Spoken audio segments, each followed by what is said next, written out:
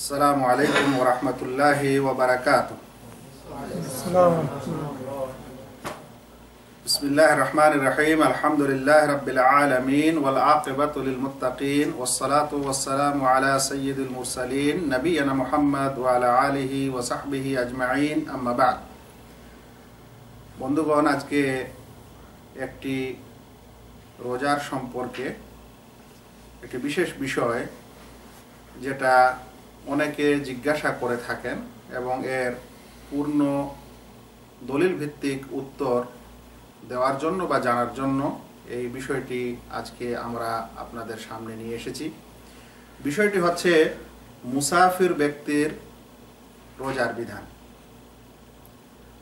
অনেকে দেখা যায় যে সফর করার সময় সে রোজা রাখে, আবার অনেকে রাখে না। আবার অনেকে এমনও আছে যে বলে যে জান যায় যায় রোজাটা ছাড়ছি না। এরকম আমরা সমাজের কিছু রোজাদার ভাইয়ের কথা শুনতে পাই। মুসাফির ব্যক্তির রোজার বিধান কি এ সম্পর্কে আমাদেরকে জানতে হবে। এসব কারণে আল্লাহ রাব্বুল আলামিন যেখানে রোজা করার আদেশ করেছেন, রোজা আমাদের উপর ফরজ যেখানে বলেছেন, সেখানেই এই আয়াতই ওই আয়াতের শেষে বলছেন, ফামান কানা মিনকুম মারিদান আও আলা সাফারিন ফাইদ্দাতুম মিন আইয়ামিন উখার। তাই তোমাদের মধ্যে যে অসুস্থ হবে কিংবা সফরে থাকবে, ফাইদ্দাতুন তার সময়সীমা, মিন আইয়ামিন উখার অন্য দিনে। তাহলে আল্লাহ রাব্বুল আলামিন কোরআনে সূরা বাকারা 184 নম্বর আয়াত, আল্লাহ রাব্বুল আলামিন কোরআনে ক্লিয়ার বলছেন যে রোজার সময় যে ব্যক্তি অসুস্থ থাকবে কিংবা সফর করবে তার সময়সীমা কি অন্য দিনে, মানে সে ওই সময় রোজা না রেখে পরে কাজা করবে। এটা আল্লাহ রাব্বুল আলামিনের আদেশ বা ফয়সালা।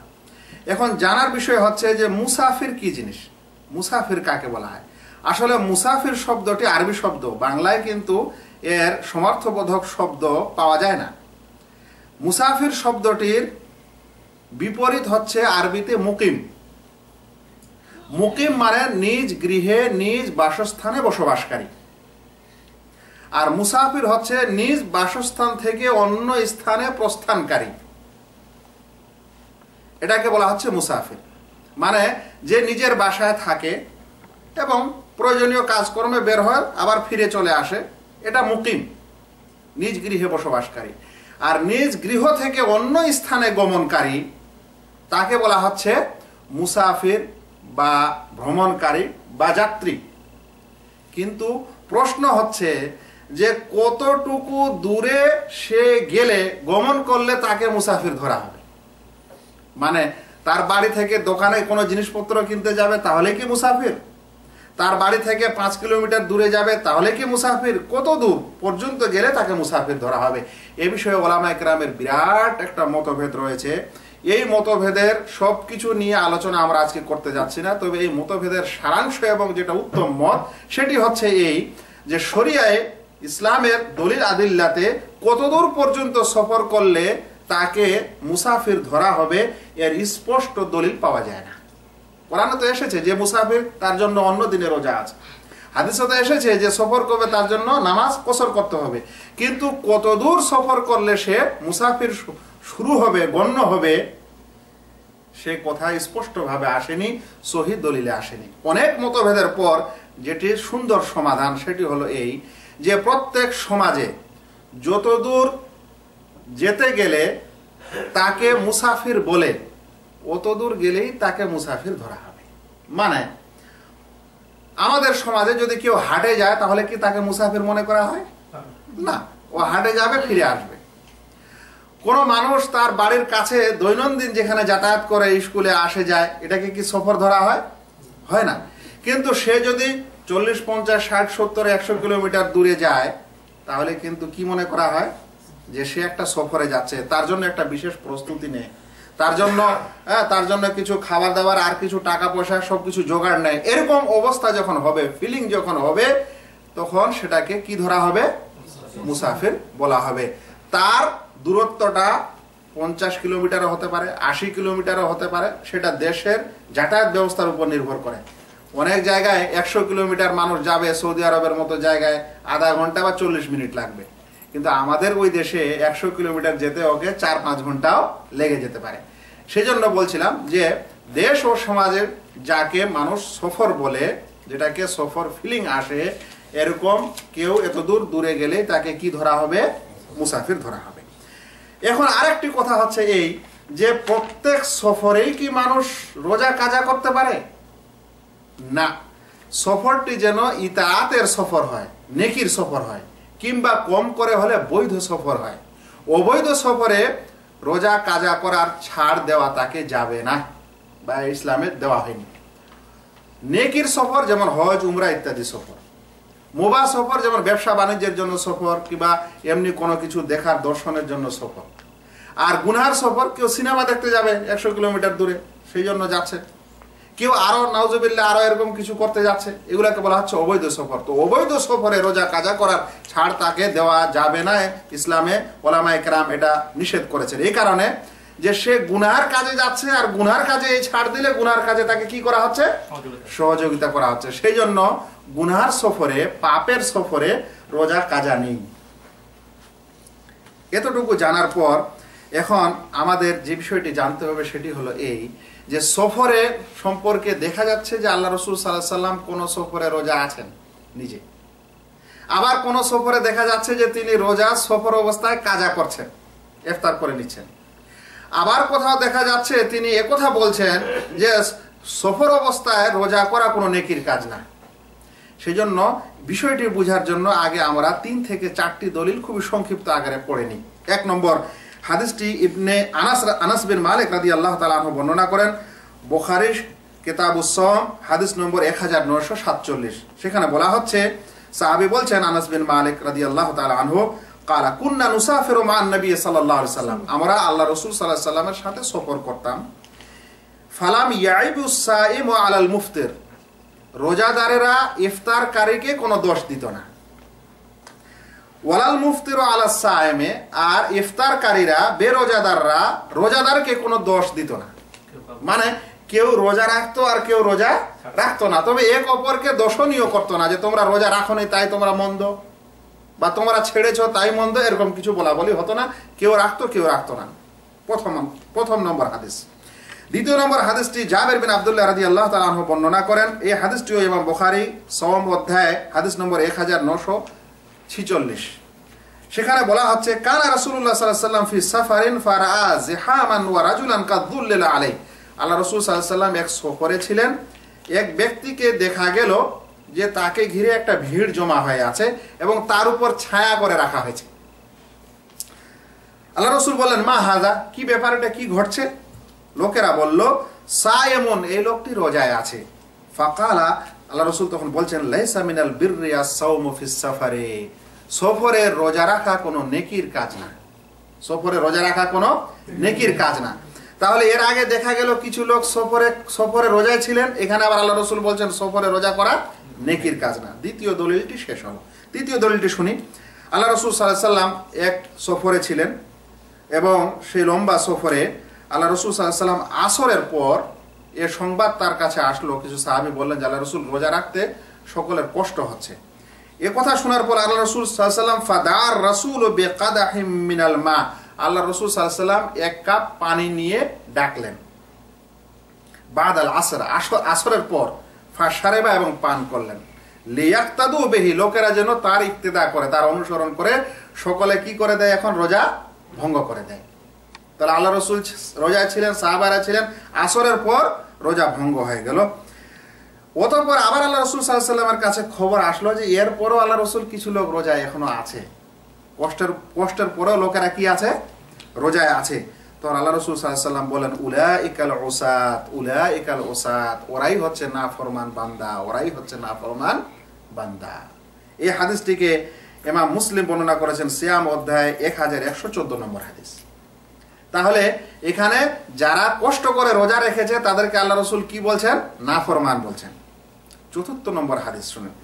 বলছেন, কুন্না মা নবী সাল্লাল্লাহু আলাইহি ওয়াসাল্লাম ফি ইয়াউমিন শাদীদিল হার, আমরা আল্লাহ রাসূল সাল্লাল্লাহু আলাইহি ওয়াসাল্লামের সাথে শক্ত খুবই গরমের দিনে ছিলাম, সফরে ছিলাম। বলছেন গরমের কারণে আমাদের অনেকেই আহাদানা লাইয়াদা উয়াদাহু আলা রাসে, হাত তার মাথার উপর হাত রাখতো, মানে যেন রোদটা একটু কম লাগে। ওয়ামা ফিনা সাইমুন ইল্লা রাসূলুল্লাহ সাল্লাল্লাহু আলাইহি সাল্লাম ওয়া আব্দুল্লাহ ইবনে রাওয়াহা, আমাদের মধ্যে কেউই রোজায় ছিল না আল্লাহর রাসূল এবং আব্দুল্লাহ ইবনে রাওয়াহা ব্যতীত। এই দুইজন ছাড়া আর কেউ রোজায় ছিল না। এই হাদিসটিকে ইমাম বুখারী বর্ণনা করেছেন, হাদিস নম্বর 1945 এবং ইমাম মুসলিম 1122 নম্বর হাদিস।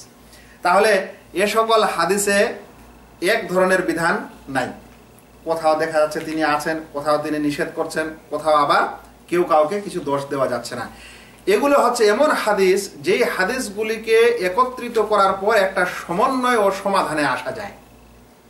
এখন বিচক্ষণ পণ্ডিত ও ওলামায়ে কেরামগণ এই সমন্বয়টা কি দিয়েছেন এখন শুনেন। এটাই হচ্ছে মুসাফিরের রোজা রাখার বিধান। 1 নম্বর বলছেন মুসাফিরের রোজার 3টি বিধান বা 3টি অবস্থা হতে পারে। 1 নম্বর অবস্থা হলো রোজা করা ও না করা উভয় তার জন্য সমান, মানে রোজা করলে তার কোনো কষ্ট হয় না, যেমন রোজা ছাড়লেও তার কোনো কষ্ট হয় না। মানে যে ব্যক্তি রোজা রাখে এমনি সাধারণ দিনে যেমন যতটুকু তার কষ্ট হয়, কষ্ট তো একটা হবেই, ওইরকম সাধারণ কষ্ট হয়, ওর সফর করার কারণে অতিরিক্ত কোনো কষ্ট হচ্ছে না। তাই বলা হচ্ছে রোজা রাখা এবং রোজা ছাড়া উভয়ে তার জন্য বরাবর। যদি এরকম হয় তাহলে এরকম অবস্থায় ওই ব্যক্তির জন্য রোজা, ওই মুসাফির ব্যক্তির জন্য রোজা রাখাই ভালো। যে ব্যক্তির সফরে রোজা রাখতে কষ্ট হয় না এরকম ব্যক্তির জন্য রোজা রাখাই কি ভালো। বলছেন এর দলিল হচ্ছে ওই হাদিস যেখানে শুনলেন যে আল্লাহ রাসূল সাল্লাল্লাহু আলাইহি ওয়াসাল্লাম এবং আব্দুল্লাহ ইবনে রাওয়াহা ব্যতীত কেউই রোজা ছিল না, কারণ তাদের কষ্ট হচ্ছিল না, তাই তারা রোজা ছিল। এরকম এটা হলো প্রথম অবস্থা। দ্বিতীয় অবস্থা হচ্ছে যে রোজা রাখতে কষ্ট হয়। রোজা রাখতে কি হয়? সফরের কারণে রোজা রাখলে কি হচ্ছে, তাকে কষ্ট হচ্ছে। একটা হলো যে যদি সফর ছাড়াও কোনো মানুষ বাড়িতে রোজা রাখে তাহলে কষ্ট হবে না, কিছুটা হবেই। তো ওইরকম কষ্ট ওকে হচ্ছে, ওর চাইতে একটু বেশি হচ্ছে, মানে কষ্ট হচ্ছে রোজা সফরের কারণে একটু বেশি কষ্ট হচ্ছে। যদি একটু বেশি কষ্ট হয় সফরের কারণে তাহলে এরকম সময় তাকে রোজা না রাখাই ভালো, ওর জন্য রোজা রাখা মাকরুহ। রোজা রাখতে যদি কোনো কষ্ট না হয় তাহলে রোজা রাখা ভালো। রোজা রাখতে যদি একটুও কষ্ট হয় তাহলে সেই সময় তাকে রোজা না রাখাই ভালো। কারণ আল্লাহ রাসূল সাল্লাল্লাহু আলাইহি ওয়াসাল্লাম কি বললেন, যখন তাকে লোকদের খবর দেওয়া হলো যে অনেকে কষ্ট করে রোজা রেখেছে, তো আল্লাহ রাসূল কি বলেন, উলাইকাল ওসাত, তারাই নাফরমান বান্দা। কিন্তু তাদের রোজাটা হবে না এই কথা বলেননি, রোজাটা তো হয়ে যাচ্ছে, কিন্তু তারা কি হচ্ছে, নাফরমান বান্দা হিসেবে বিবেচিত হয়ে যাচ্ছে। সেই কারণে কষ্ট হলে, সফরে কষ্ট হলে ওই সময় রোজা না করাই ভালো, আর রোজা করাই মাকরুহ। তৃতীয় অবস্থা হচ্ছে রোজা করার কারণে তাকে অতিরিক্ত কষ্ট হচ্ছে, বলতে পারেন তার জীবনের ভয় হচ্ছে, তার শরীর স্বাস্থ্যের ভয় হচ্ছে। অনেকে হয় বেশি রোদে সফর করার কারণে তার দেখা যাচ্ছে যে বেহুশ হওয়ার অবস্থা, তো নিজের উপর ভয় হচ্ছে, আশঙ্কা হচ্ছে, খুবই কষ্ট। যদি খুবই কষ্ট হয় তাহলে ওই ব্যক্তির উপর রোজা রাখা হারাম। রোজা রাখা কি হারাম, মানে নিষেধ, রাখাই যাবে না খুবই কষ্ট হলে। কারণ আল্লাহ তাআলা বলছেন ওয়ালা তাকতুলু আনফুসাকুম, তোমরা নিজের নফসকে হত্যা করো না। আল্লাহ রাসূল সাল্লাল্লাহু আলাইহি ওয়াসাল্লাম বলছেন লাইসা মিনাল বিররি আস-সাওমু ফিস সাফারে, সফরে রোজা রাখা কোনো নেকির কাজ না। আর ওই ব্যক্তিকে আল্লাহ রাসূল সাল্লাল্লাহু আলাইহি ওয়াসাল্লাম বলেছিলেন যে খুবই কষ্ট করে তার উপর ছায়া করে দেওয়া হয়েছে আর সবাই তাকে ঘিরে আছে, বলছে রোজা রেখেছে সফরে, ওই জন্য খুব কষ্ট হচ্ছে। আল্লাহ রাসূল বলছেন লাইসা মিনাল বিররি আস-সাওমু ফিস সাফারে। তাহলে আমাদের কাছে বিধানটি স্পষ্ট, সারাংশ হলো এই যে মুসাফির ব্যক্তির 3টি অবস্থা।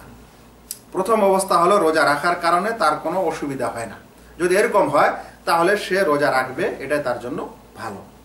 রোজা রাখার কারণে কষ্ট হচ্ছে, খুব বেশি কষ্ট না, কিছু কষ্ট হচ্ছে, তাহলে এরকম সময় সে রোজা রাখবে না, রোজা ছাড়বে, এটাই তার জন্য ভালো। আর খুবই কষ্ট হচ্ছে, দারুণ কষ্ট হচ্ছে, এরকম সময় রোজা রাখা তার উপর হারাম, সে রোজা রাখতে পারে না।